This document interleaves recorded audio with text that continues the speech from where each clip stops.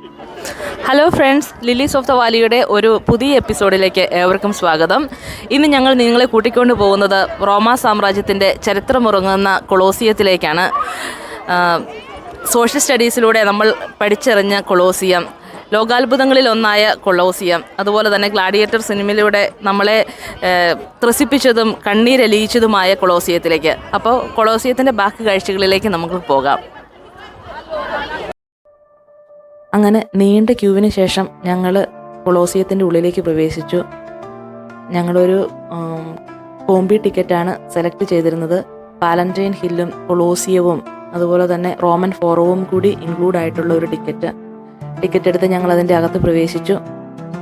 പുരാതന റോമാ സാമ്രാജ്യത്തിൻ്റെ മല്ലയുദ്ധവേദിയാണല്ലോ കൊളോസിയം. അതിക്രൂരമായ വിനോദവേദി. 2000-ലേറെ വർഷങ്ങളുടെ ചരിത്രം പേറി നിൽക്കുന്നു. ഗ്ലാഡിയേറ്റർ മല്ലയുദ്ധന്മാരുടെ രണവീതി. AD 80 ഇതിൻ്റെ നിർമ്മാണം പൂർത്തീകരിച്ചത്. മറ്റു വിനോദങ്ങളൊന്നും ഉണ്ടായിരുന്നില്ലാത്ത റോമൻ ജനതയ്ക്ക് ഉല്ലസിക്കാനുള്ള ഒരു ഉപാധിയായിട്ടാണ് ഇത് നിർമ്മിച്ചത്. മനുഷ്യരും തമ്മിലും മൃഗങ്ങളും മനുഷ്യരും തമ്മിലും അതിക്രൂരമായി മല്ലയുദ്ധത്തിൽ ഏർപ്പെടുന്നതും മരിച്ചു വീഴുന്നതുമൊക്കെ കണ്ട് അന്നത്തെ യുവ ജനത എന്താ അല്ലേ?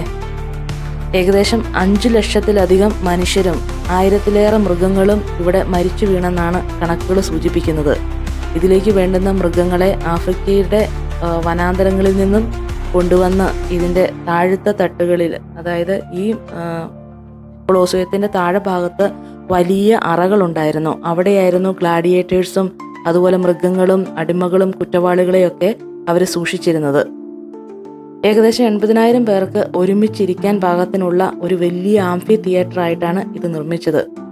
ഇത് നിർമ്മിക്കാൻ വേണ്ടിയിട്ട് അതിൻ്റെ അകത്തളങ്ങളുടെ നിർമ്മാണത്തിന് ചുടുകട്ടയും മണലും ഓടും പ്രത്യേകതരം നിർമ്മിച്ച കോൺക്രീറ്റുകളും ഒക്കെ ആയിരുന്നു. എന്നാൽ പുറംഭാഗം നിർമ്മിക്കാൻ വേണ്ടിയിട്ട് കൂറ്റൻ കല്ലുകളായിരുന്നു ഉപയോഗിച്ചിരുന്നത്. ഇതിൻ്റെ മിഡിൽ ഭാഗത്തുള്ള ഈ അങ്കത്തട്ട് മണൽ വിരിച്ച് ഇങ്ങനെ നിർമ്മിച്ചവയായിരുന്നു. ഈ യുദ്ധങ്ങളൊക്കെ ഏകദേശം 100 ദിവസം വരെ നീണ്ടു നിന്നു പോയിട്ടുണ്ടെന്നാണ് കണക്കുകൾ സൂചിപ്പിക്കുന്നത്. ചില ദിവസങ്ങളിൽ രാത്രി യുദ്ധങ്ങൾക്ക് വേണ്ടിയിട്ട് പന്തങ്ങളായിട്ട് അവർ ഉപയോഗിച്ചുകൊണ്ടിരുന്നത് അടിമകളെയായിരുന്നു. അതേ അടിമകളെ അവർ ജീവനോടെ കത്തിച്ചു നിർത്തിയെന്നൊക്കെയാണ് പറയപ്പെടുന്നത്. എന്താണേലും ഈ നിർമ്മിതി AD 80 നിർമ്മിച്ചത്. ഇതിൻ്റെ അകത്തളങ്ങളിലേക്ക് കടക്കാൻ വേണ്ടിയിട്ട് 80 കവാടങ്ങളായിരുന്നു ഉണ്ടായിരുന്നത്. അത് 76 പൊതുജനങ്ങൾക്ക് പ്രവേശിക്കാനും പിന്നെ 4 കവാടങ്ങൾ ചക്രവർത്തിമാരുൾപ്പെടെയുള്ള പ്രമുഖർക്ക് വേണ്ടിയിട്ടും ഉള്ളതായിരുന്നു. പിന്നെ ഇതിൻ്റെ ഇരിപ്പിട രീതികളൊക്കെ തന്നെ സമൂഹത്തിലെ സ്ഥാനമാനങ്ങൾക്കനുസൃതമായിട്ടായിരുന്നു. അതായത് മിഡിലിൽ അരീനയോട് ചേർന്നിട്ടുള്ള ഭാഗം രാജാക്കന്മാർക്കും പ്രമുഖർക്കും വേണ്ടിയിട്ടുള്ളതായിരുന്നു. ബാക്കിയുള്ള പ്രത്യേകം നിർമ്മിച്ചിരിക്കുന്ന ഭാഗങ്ങളിലാണ് സാധാരണക്കാരായ മനുഷ്യർക്ക് ഇരിക്കാനുണ്ടായിരുന്നവ. അങ്ങനെ റോമാ സാമ്രാജ്യത്തിൻ്റെ ക്രൂരവും പ്രാചീനവുമായ ചരിത്രത്തെ സൂചിപ്പിക്കുന്ന ഒന്നായ ഈ കൊളോസിയത്തിലെ ഈ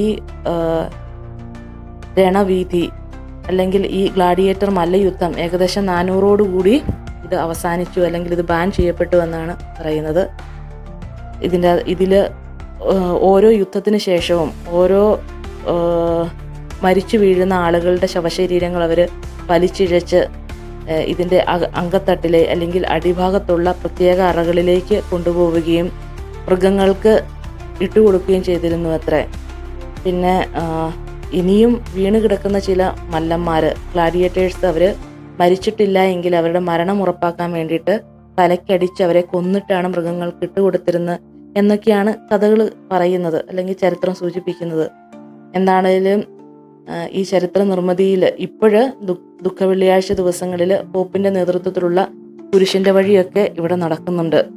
എന്തായാലും ഈ കാഴ്ചകളൊക്കെ കാണാൻ വേണ്ടിയിട്ട് ഞങ്ങളെപ്പോലെ തന്നെ ഒരുപാട് ആളുകൾ ഇന്ന് വന്ന് ചേർന്നിട്ടുണ്ട്. പലരും ഗൈഡഡ് ടൂർസിൽ ആയിട്ടാണ് വന്നിരിക്കുന്നത്. അത് ഗ്രൂപ്പായിട്ടും ഫാമിലിയായിട്ടും വന്നിരിക്കുന്നവരൊക്കെ ഒത്തിരി പേരുണ്ട്. ഞങ്ങളും ഇതിൻ്റെ കഥകളും ചരിത്രങ്ങളും ഒക്കെ മക്കൾക്ക് പറഞ്ഞു കൊടുത്ത് ഇങ്ങനെ മുന്നോട്ട് നീങ്ങിക്കൊണ്ടിരിക്കുകയാണ്.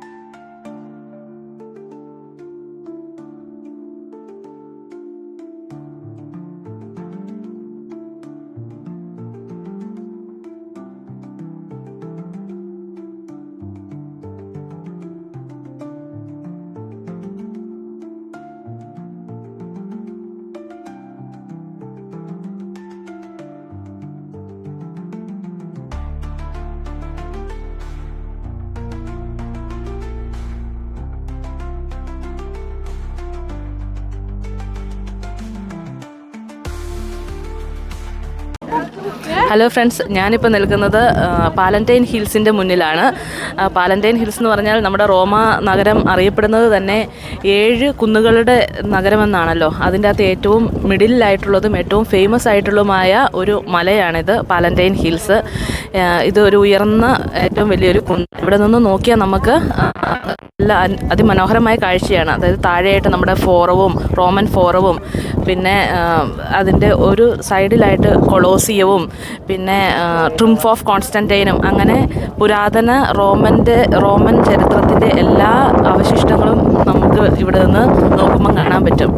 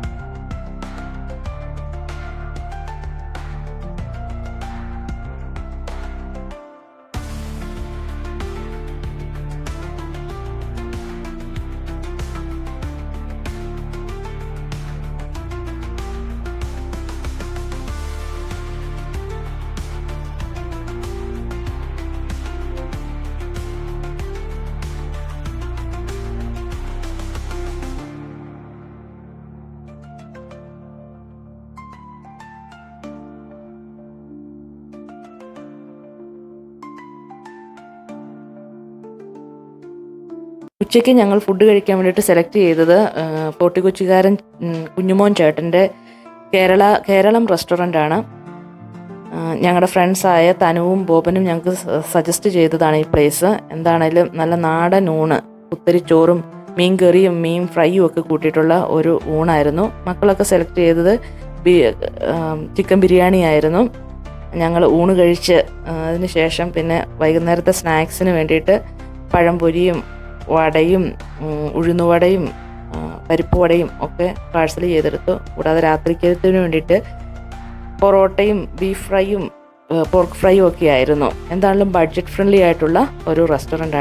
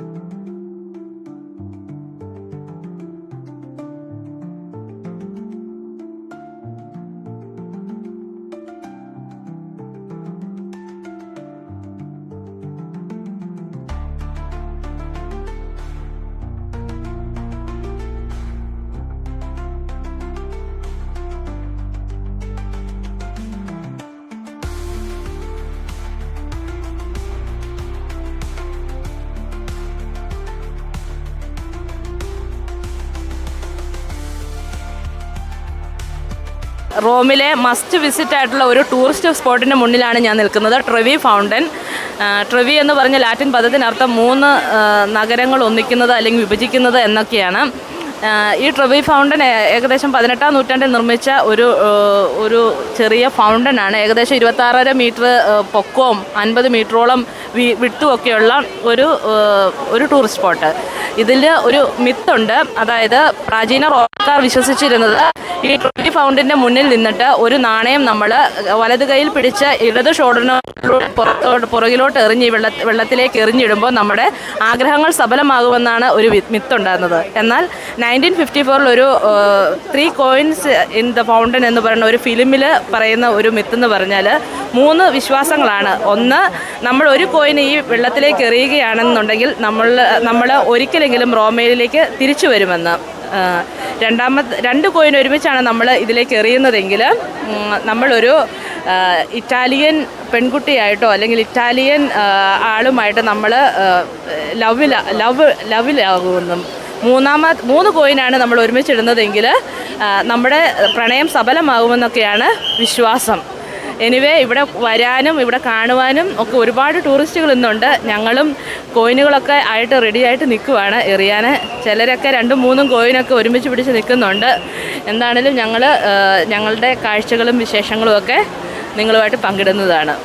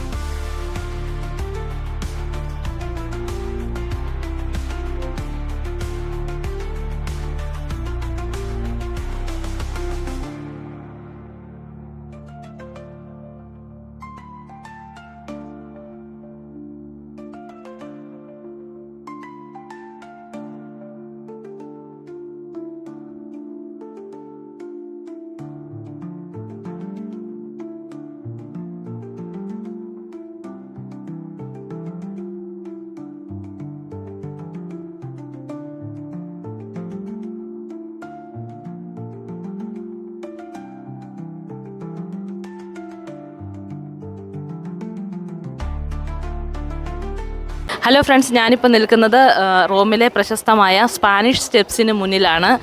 ഇത് ബറോക്ക് സ്റ്റൈലിൽ നിർമ്മിച്ച 1700-കളിൽ നിർമ്മിച്ച 135 സ്റ്റെപ്സുകളുള്ള ഒരു സ്ട്രക്ചറാണ്. ഇത് ഇവിടുത്തെ സിറ്റിയും അതുപോലെ തന്നെ എറ്റേണൽ ലൈഫും അല്ലെങ്കിൽ സേക്രഡ് ലൈഫുമായിട്ടുള്ള ഒരു ബന്ധത്തെ സൂചിപ്പിക്കുന്ന ഒരു സ്ട്രക്ചറാണ്. 135 സ്റ്റെപ്സാണ് ഇതിനുള്ളത്. ഇത് 3 ടെറാസസുകളുണ്ട് ഇതിന്. ഇത് നമ്മുടെ ഹോളി ട്രിനിറ്റിയാണ് റെപ്രസെൻറ്റ് ചെയ്യുന്നത്. ഒത്തിരി പേര് ഇന്ന് ഇത് കാണാനായിട്ട് വന്നിട്ടുണ്ട്. ഇവിടെ എൻട്രി ഫീസൊന്നുമില്ല, എല്ലാവർക്കും ഒക്കെ കാണാൻ പറ്റും. ഇവിടെ വേറൊരു പ്രത്യേകത എന്ന് പറഞ്ഞാൽ ഇവിടെ ഇരിക്കാനോ അതുപോലെ തന്നെ ഫുഡ് കഴിക്കാനോ ഒന്നും പറ്റത്തില്ല. അതൊക്കെ നമുക്ക് ഫൈൻ ഈടാക്കും. 400 യൂറോസാണ് ഇത് അവിടെ അങ്ങനെ ചെയ്തിട്ടുണ്ടെങ്കിലുള്ള പണിഷ്മെൻറ്റ്. അതുപോലെ തന്നെ ഒത്തിരി പേര് ഇവിടെ ഇത് കാണാനായിട്ടൊക്കെ വന്നിട്ടുണ്ട്. ഞങ്ങളും ഇവിടെയൊക്കെ വന്ന് കണ്ട് ഫോട്ടോയൊക്കെ എടുത്ത് പോകാമെന്ന് വിചാരിച്ചിരിക്കുന്നു. യൂറോപ്പിലെ ഏറ്റവും നീളമുള്ളതും വൈഡായിട്ടുള്ളതുമായ സ്റ്റെപ്സാണ് ഇത്. ഒത്തിരി പേര് ഫോട്ടോസൊക്കെ എടുക്കുന്നുണ്ട്. ഞങ്ങളും കുറച്ച് വീഡിയോയും ഫോട്ടോയൊക്കെ എടുത്തങ്ങ് പോകുവാണ്.